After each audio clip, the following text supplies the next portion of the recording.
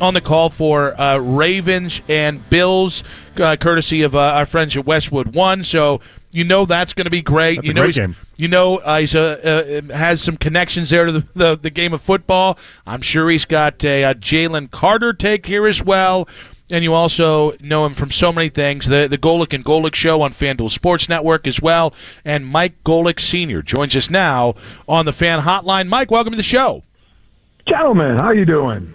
We're doing great. I mean, football's back. I know yesterday was not the best way to restart football with the Jaylen Carter thing, but football's back, and it felt real after last night. Yeah, it did. And, going back over, thinking back when I played that opening weekend was always so special because you come off a preseason where, a lot of starters don't play, and you do play the game, and it's against a different color jersey, and you practice against the team during the week before you play against them. But it's not real. Now it's real. Now it's for good. Now it goes in the win-loss column. So there's always a little extra juice. Yeah, we do love that. And now, obviously, we're trying to figure out how much juice Joe Flacco is going to have. What do you expect out of him in this game against really not a very good Bengals defense? Well, no, it's not a very good Bengal defense. I mean, luckily they signed from Bengals side. They signed Trey Hendrickson to at least try and get a pass rush on a quarterback in Joe Flacco, who's still got a gun for an arm. Just obviously, he's not the most mobile guy in the world. So obviously, you want to rely on a running game and his arm, but. You guys know last year the Browns were the worst scoring team in the league, and going up against Cincinnati, which was the top 6 scoring team in the league and number 1 pass team. That's a tough measure. So Myles Garrett, I know the most sacked quarterback he's had is against Burrow, so he's going to have to continue that without a doubt. The defense for the Browns, I know they had some injuries, but that was on paper they should have been better than what they ended up on the field. So that's a side of the ball that really needs to improve. Mike, it's been interesting debating what the ceiling of this Browns team is. I think everybody agrees there might not be the best version of themselves, but, is it a 3-win team? Is it a 5-win team? Is it a 7-win team? What do you kind of see as the window for this team in terms of wins? Well, I mean, you'd like to think it'd be closer to a 7-win team, but you just don't know. I mean, Joe Flacco, while I still trust him as a quarterback, he is 40. Can he last the whole season? And then also, if the season isn't going well early on, I don't know how early, you probably got to get a 5, 6, 7 games for a while. If it's not going well, you got to find out what you have with the rookie quarterbacks. Because next year is a monster draft quarterback, so you got to find out what you have with Dylan Gabriel or Shedeur Sanders and see if either one of those guys could be a quarterback that you can build on in the future. So you're going to have to find that out. Obviously, if you're a Browns fan, quite honestly, a Browns player, you'd want to see Flacco play the whole season. That would mean that things are probably going pretty well. But that's a tough ask for a 40-year-old quarterback, though Joe obviously keeps himself in good shape. As I said, he's still got a gun for an arm and can get rid of the ball quick, but that's a tall task. Well, how quick would you be then with Joe? And more reports we have, Mike, just tells us that the Browns they're ready to move to Dylan Gabriel if they have to. Yeah, I mean, listen, and it's through no fault of Joe. I obviously, if Joe is not playing well, but Joe is the best quarterback in the quarterback room. I mean, there's no doubt about that. But you have to think about the future. So if this season starts to get away from you, say in the first half of the season, if 8 games in, you're 2-6, you got to think, okay, we got to find something out, maybe even earlier on that. And again, through really no fault of Joe's, you have to find out. And Dylan Gabriel, according to the depth chart, would be the next guy in. He seems to really fit the Stefanski offense of getting rid of the ball quickly. He's a very accurate quarterback. And just, you have to find out. They're kind of in the position that the Saints are in. The Saints picked Tyler Shuck in the 2nd round. They have Spencer Rattler, who they picked before that. They need to find out about their quarterback position, again, because they are probably not going to be a very good team, and there's a bunch of quarterbacks that are going to be available in next year's draft. We got Mike Golic Sr. on the fan hotline. Mike, looking to kind of big picture here, every time we talk about people's opinion of Kevin Stefanski, the first thing we hear is not the record. It's not, 2 winning seasons out of 5 years or 1 playoff win. It's those 2 Coach of the Years. And we are coming off 3-14 here where we'd like to get back to winning here. How far does 2 Coach of the Year awards carry Kevin? Now, you bring in Deshaun Watson. That was an ownership move. You're not making that move without the owners, and the owner even admitted what a mistake that was, and that just so put them behind the 8 ball with that ridiculous deal. But you got to figure out who your quarterback is. They bring in Joe Flacco to help again, but between Andrew Berry and Stefanski, they brought in Dylan Gabriel, they brought in Shedeur Sanders to see what they can do. And if it doesn't work, do you start the whole thing over next year with a brand new quarterback and a brand new coaching staff? That's something only Haslam can decide. I'm a fan of Stefanski's. I do like him, but we know once you're hired as a head coach in the NFL, the clock starts ticking on you, and they want results sooner rather than later. Yeah, that's my big hang up on it is like you just don't get 6 years to try to figure these things out, and it's like, oh, was he hampered by quarterbacks? Yeah, sure, but that means I have to give him the perfect team in order to then expect something. Right. I agree. There's no 6-year plan. There's no 5-year plan. I mean, usually it's a 3-year plan, but like you said, he's got a couple of Coach of the Year awards. But you don't want to be a David Tepper, an owner of the Carolina Panthers, and hire a coach and fire him a few games into the season and have to be paying 3 coaches because you're going through coaches like you go through a stick of gum. So there's 2 sides to it. Mike, I know I mentioned that you're going to be on the Westwood One call of Ravens Bills. A lot of people excited about this. We're excited about this, given what those 2 teams have done the last couple of years and what they honestly haven't done yet. If you had to pick one of those teams to pull the sword from the stone and win the championship this year, who would you maybe lean towards between Baltimore and Buffalo? Oh man, that's tough because I have to call the game to make a a pick like that. I listen, and while Baltimore destroyed them in the regular season last year, 35-10 in Week 4, Buffalo won when it counted the most in the playoffs.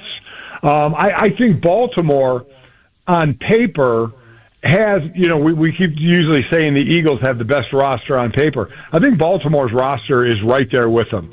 And they're 2 of the best quarterbacks in the league by far in Josh Allen and Lamar Jackson. I think either one of these teams could make the move. I thought Baltimore, even though they had to go to Buffalo, maybe it relies on who has home field.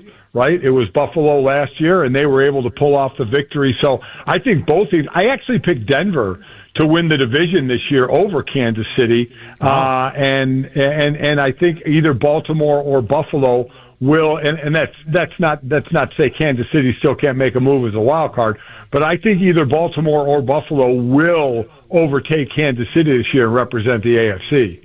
So now I'm curious, where's the drop off for you with Kansas City and Mahomes this year come from? I don't even think there's that much of a drop-off. I think the other teams are just getting better. I think Denver is getting better. I think their defense was excellent last year, and you have like a quarterback whisperer in Sean Payton working with a quarterback in Bo Nix who really improved toward the end of the year. I think they're getting better. And I think, a lot of times you talk about guys you picked up in the offseason. Well, the Bills re-signed a handful of guys, which is almost just as important.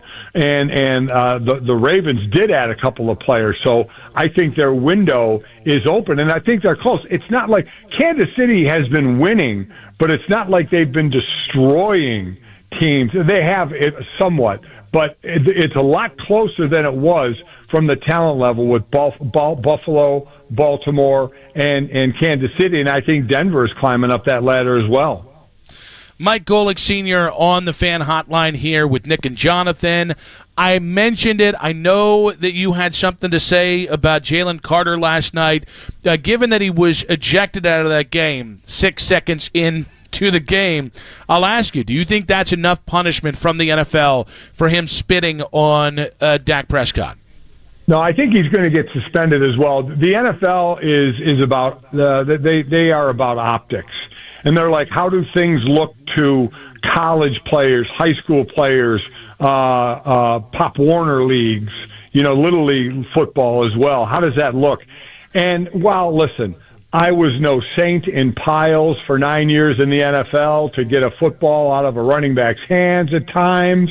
A lot of players did some things in piles. Spitting on someone is about as disrespectful as can be. Quite honestly, it's an unbelievably selfish move by Jaylen Carter. I mean, I think football is the ultimate team sport where you have to rely on your teammates so much and they have to rely on you. And to do such a selfish act like that at one person on the field where there are cameras everywhere is just disrespectful of your teammates, and also a stupid move as well. He said he wouldn't do it again.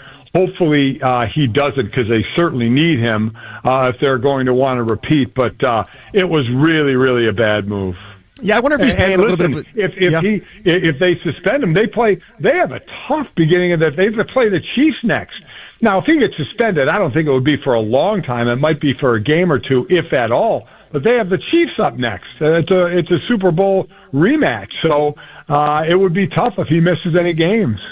I mean, if I was trying to argue on like the NFLPA's behalf for him in this instance, because I think it's a little bit of a Jaylen Carter tax is what people want here, but I'd make the argument that Marcus Peters spat on Jarvis Landry and it was just a $12,000 fine. T.O. had an incident 15 years ago.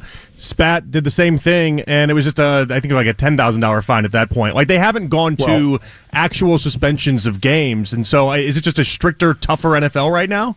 No, I mean, you're absolutely right. The NFLPA will lean on that and say, if you didn't do it there, you can't do it here. And I'm just supposing, I'm doing worst case scenario that they would suspend him with the tough schedule that they have. Hopefully it is just a fine and he's back on the field because they certainly need him on the field. They won the game, but, the secondary looked a little shaky on the other side of Quinyon Mitchell, the other cornerback. They had 9 penalties, I think, for 110 yards. They lost Landon Dickerson, their left guard. We have to see for how long, and because that will affect him as well. So they need Jaylen Carter on the field. And you're right. That's exactly what the NFLPA will do, is point out you didn't suspend when that happened before. There's no reason to suspend now.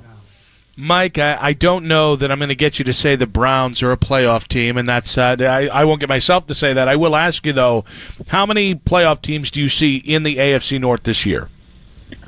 Quite honestly, I just see Baltimore. I don't see Cleveland making it. Cincinnati does not have the defense, I don't think, to make it.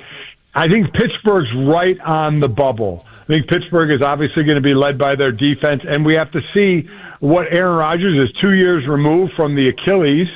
They have DK Metcalf, Pat Freiermuth, a decent running game.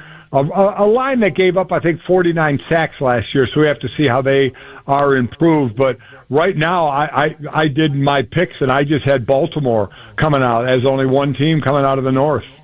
Nick and I are a little bit of a disagreement. If you could choose on Sunday to have Joe Flacco throw for 300 yards, 3 touchdowns, and out-duel Joe Burrow, or you could have Myles Garrett have a 4-sack performance, which would you prefer? In which scenario is Cleveland winning? The last one. The fun one is they could both lose in each scenario. Yeah, I think that's misuse of the word fun.